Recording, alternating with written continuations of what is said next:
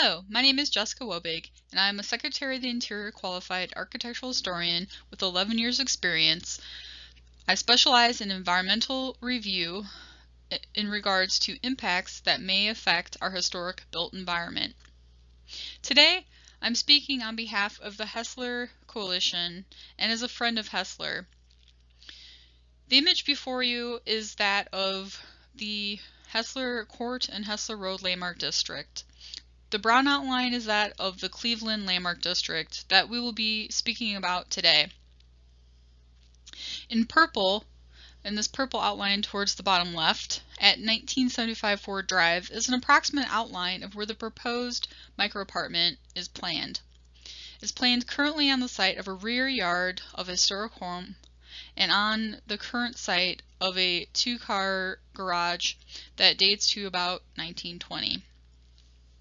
The impacts that I'll be discussing will be focusing on the historic and architectural characteristics that make the district significant to Clevelanders.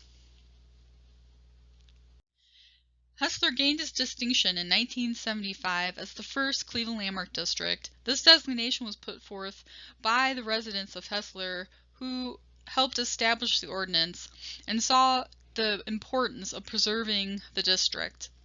Not only is it a Cleveland landmark, but it's duly designated, and part of the district is listed in the National Register of Historic Places, specifically the Hessler Court wooden pavement. There's 24 buildings in the landmark district, which includes accessory buildings or garages. The early 20th century architecture is one of the reasons why the landmark district is significant to Cleveland, but also its cultural characteristics that occurred from the early to mid 20th century is why we care so deeply about Hessler. In this image, you can see then Mayor Ralph Perk pounding in the wooden paver on Hessler Court in 1977 as part of a road preservation project that was then carried out.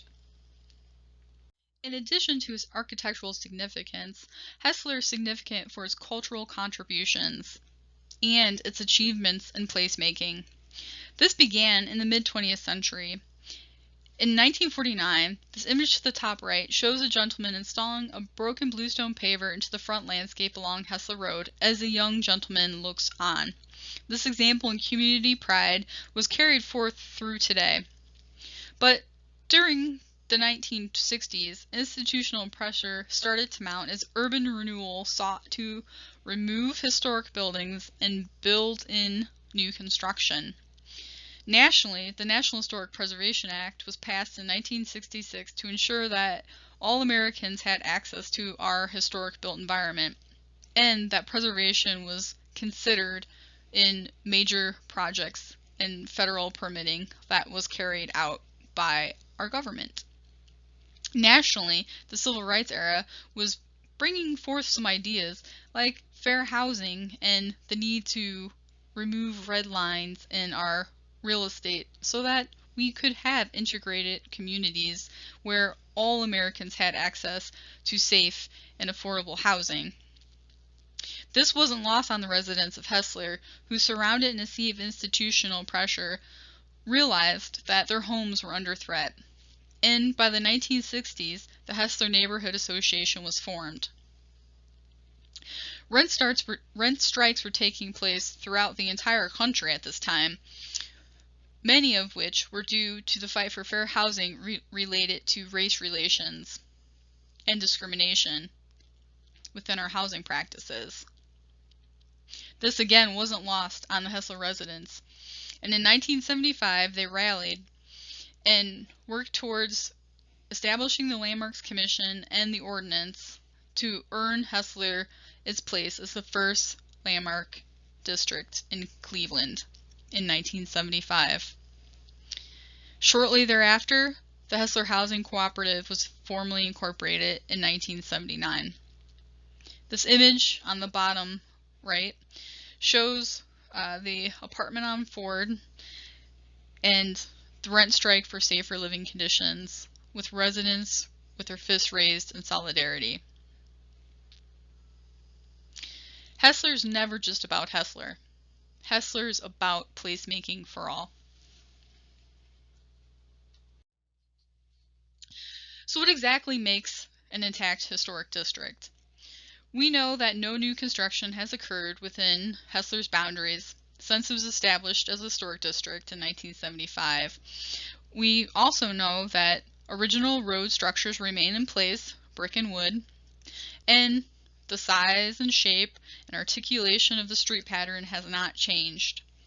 But what does that mean for how we're interpreting our historic district?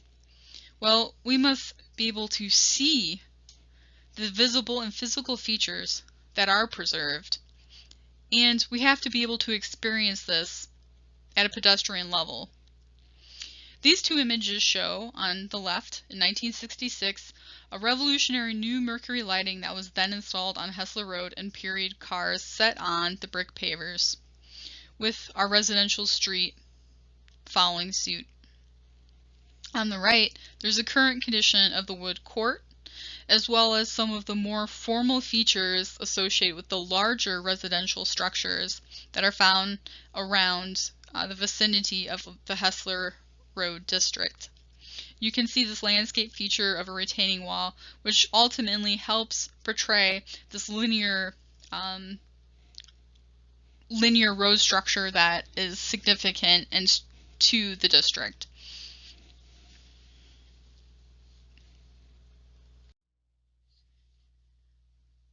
The photo on the left is from 2015, and the photo on the right is from 2021.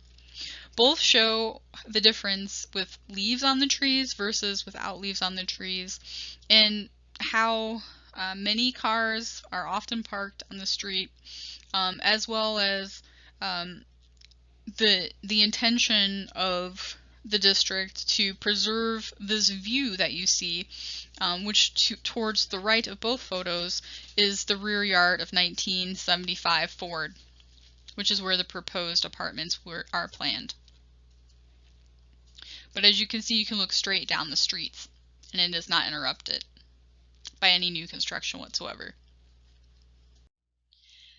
Hessler is also significant because of its cultural achievements, and as a site, the Hessler Street Fair was historically carried out for 50 years as a gathering space and cultural hub of activity, and celebrated by Clevelanders near and far since 1969. Because of this cultural significance, the cultural use of this space and this district must be considered. How we can consider that is changes in use, as well as changes in space, and the removal of key characteristics such as the uninterrupted viewshed of no new construction within the district. This perspective shows approximately from the interior of the proposed micro apartments building. We have about 3 or 4 folding tables, and the depth that you can get a sense of size and scale of what this lot is, and that this rear yard, which has functioned as a rear yard since the better part of the 20th century until it was used as a surface parking lot in recent days. But you can see the setting of uninterrupted, no new construction, which would be impacted by a new building on this site. It would not only change the space and use of this site, but it would impact that feeling of scale that you get as you walk down Hessler Road past 1975 and approach the gateway of the district. This is a very significant vantage point or viewshed, and it should be considered not only for the change of the scale of the building that's going here, but the conversion of this open space and the impact that it would have to not only the district as a whole, but the site of a historic street fair that has been carried out as a cultural event within Cleveland since 1969. This would be looking through the rear corner of the micro apartment building, should it be built. Again, we can see 1975 Ford in the top right of this image. Here's a street image of people enjoying the Hessler Street Fair in 2019.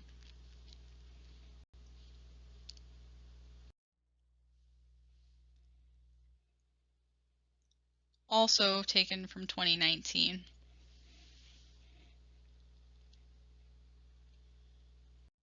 Hessler's residents knew that in 1975, when the first Landmarks District was designated and Hessler was deemed architecturally and culturally significant to Cleveland, that the Landmarks Commission of the future would have challenges to consider.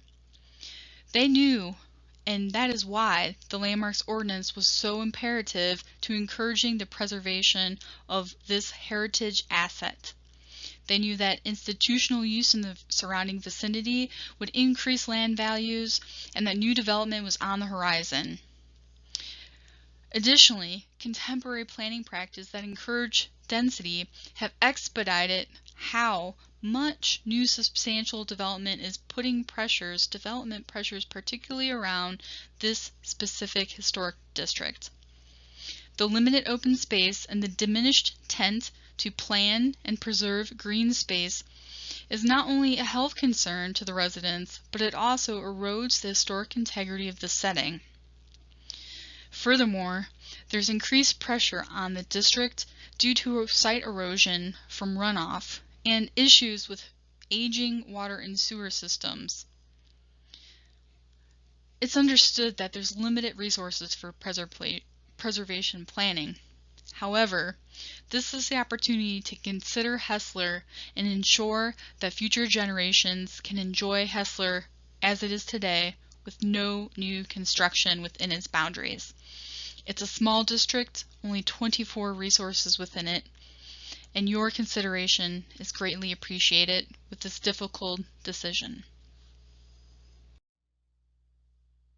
Should the Landmarks Commission determine that this new construction, despite all of the concerns raised by Hessler, is appropriate, I urge you to take swift action to develop mitigation to resolve the adverse effects that not only address the changes to the space and use of this historic district, but also the long-term impacts to its cultural use and value as Cleveland's first landmark district.